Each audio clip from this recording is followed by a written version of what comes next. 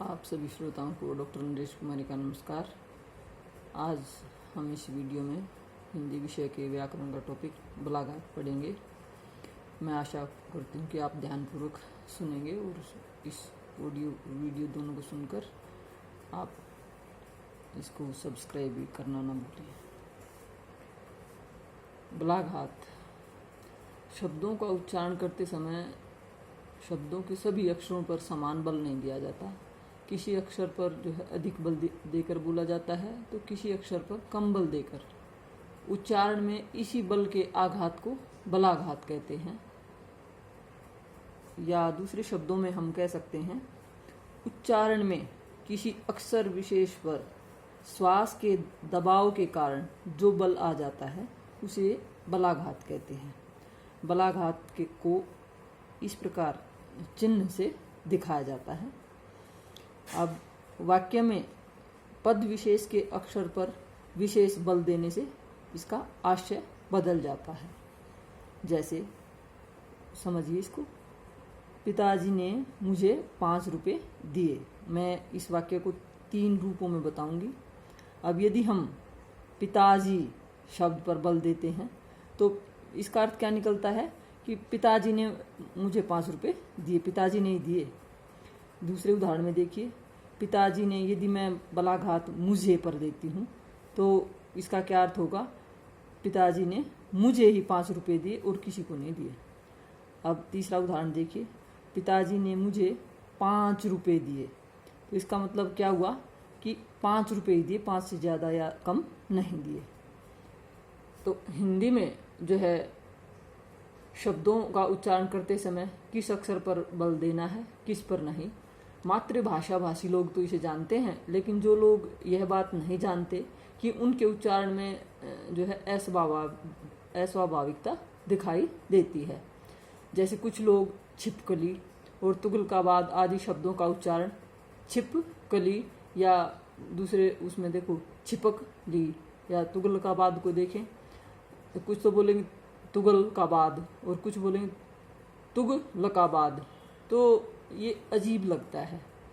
तो हिंदी शब्दों में किस अक्षर पर बलाघात होगा, इसके लिए जो है कुछ नियम हैं जो मैं अभी आपको बताना चाहूँगी। अब सबसे पहले जो एक अक्षर वाले जो शब्दों में बलाघात उसी अक्षर पर होता है, जैसे आ, खा, जा, एक ही अक्षर के हैं ये। दूसरा जो नियम है, यदि किसी शब्द में 2 या 2 से अधिक अक्षर हैं, यदि उनमें से एक दीर्घ अक्षर है, दीर्घ माने बड़ा, तो बलाघात दीर्घ अक्षर पर होगा। जैसे एहसान, इसको देखिए अहसान, चिट्ठी। अब जो दीर्घ क्या है इसमें, सा, तो इसमें इसका नियम क्या हुआ कि जो दीर्घ एहसान, एहसान, सान, इस पे हुआ। अब तीसरा नियम देखें, यदि किसी शब्द में 1 से अधिक दीर्घ स्वर हैं तो बलाघात हमेशा उपांत्य का अर्थ होता है अंतिम से पहले वाला अक्षर पर होगा। जैसे रायता, तो ये देखो इसमें जो है 2 दीर्घ स्वर हैं, ता और रा, तो इसमें अंतिम से पहले कौन सा है, यह रायता। गांधारी, गा धा री। अब देखिए इसमें सुहाना, तो इसमें किस पर होगा, अंतिम से पहले गांधारी में धा पे होगा और सुहाना में हा पे होगा। अब चौथा नियम देखिए, यदि किसी शब्द में सभी हर्षव स्वर ही या अक्षर हैं तो बलाघात हमेशा अंतिम से पहले अक्षर पर ही होगा। जैसे सुरुचि, अब इसमें तीनों देखो हर्षव हैं, सुरुचि, तो इसमें जो हमेशा अंतिम अक्षर से पहले कौन सा है, रू, सुरुचि। अब आगे देखिए, दोनों अक्षरों में से यदि दूसरा अक्षर दीर्घ स्वर युक्त हो तो बलाघात उसी पर होगा। जैसे मालूम, अब ये इसमें क्या है, ये भी दीर्घ स्वर है, ल भी, तो इसमें ये क्या कह रहा है कि जो दूसरा स्वर जो दीर्घ है उसी पर, मालूम। तारीख, ये देखिए तारीख र पे लगेगा।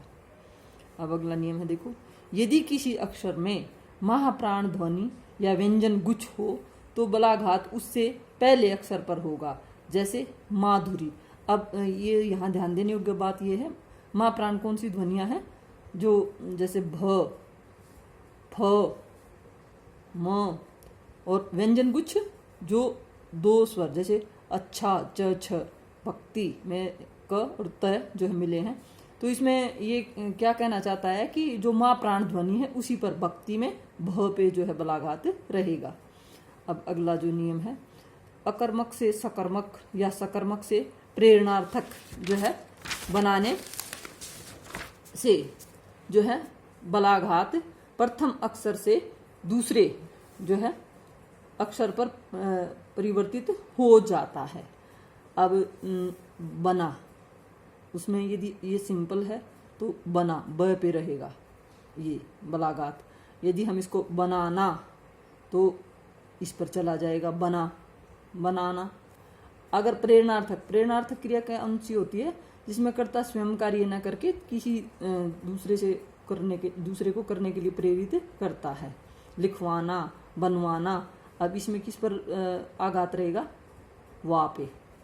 अब नेक्स्ट नियम है, सामासिक शब्दों में प्राय दूसरे भाग पर बलाघात होता है। सामासिक जिनका हमने समास किया हुआ है, समस्त पद बनाया हुआ है, जैसे इष्ट देव, तो दूसरा पद, इसमें ये पहला पद होता है और ये दूसरा पद होता है, या पहला भाग या दूसरा भाग, इष्ट देव।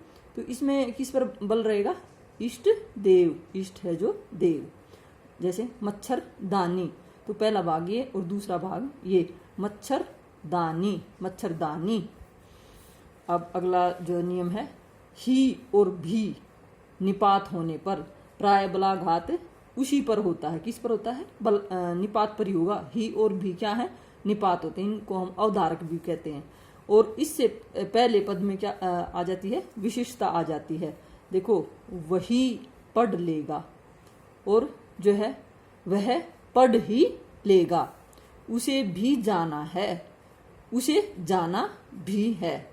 तो कहने का तात्पर्य ये क्या है कि जो है बलाघात से शब्दों पर जब हम अक्षर पर बलाघात देते हैं तो वाक्य का एक तरह से आशय ही बदल जाता है। तो आज के लिए इतना ही काफ़ी है। मैं आशा करती हूँ कि आप सबको ये मेरी वीडियो पसंद आएगी और इसको आप ध्यानपूर्वक पूरा सुनेंगे और सब्सक्राइब भी करेंगे। धन्यवाद, नमस्ते।